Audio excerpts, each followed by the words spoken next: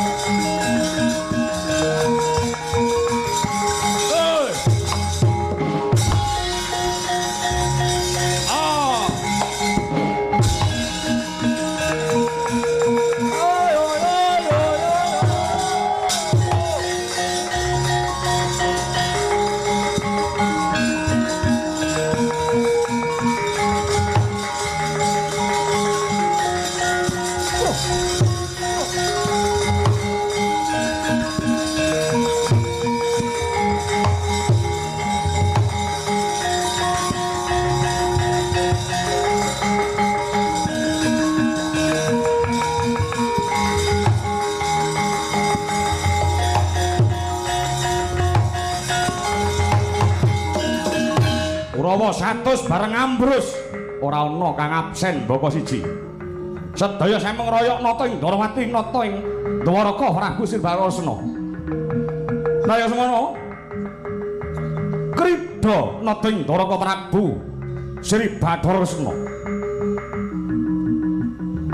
Tan sinengaja para Kurawa astane tunggal nyenggol Kyai Kesawa.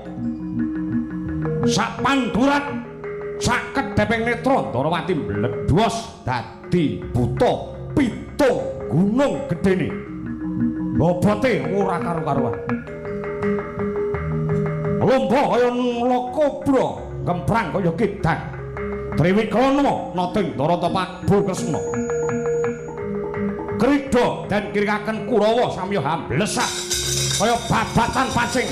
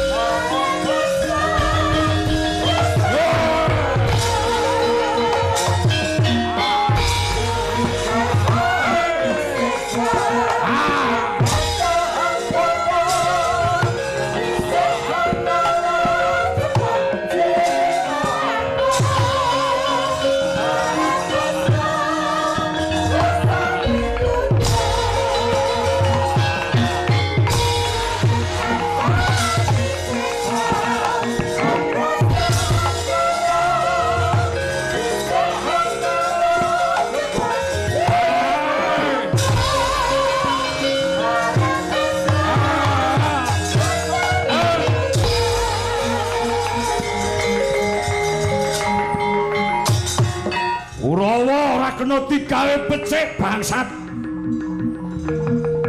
Iblis para Kurawa. Wis tak sabar-sabarke. Jane 8 sasi ora nyambut gawe.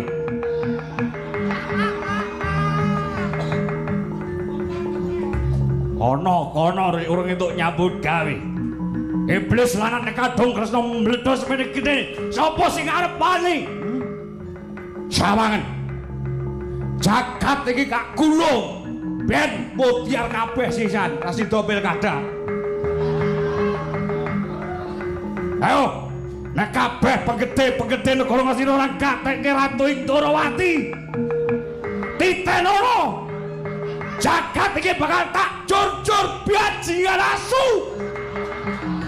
Ayo, tanti kono Nata Indrawati. Ngene iki yo manut sing nanggap lho, Bro, ngene iki. Wis ngamuk niki wis lunas.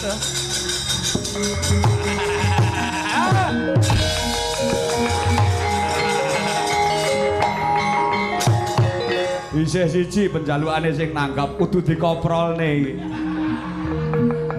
Oh lek gelem ngamuk karo ngoprolne buta gedhe dhewe iki arti mbuhi duwite. Siap.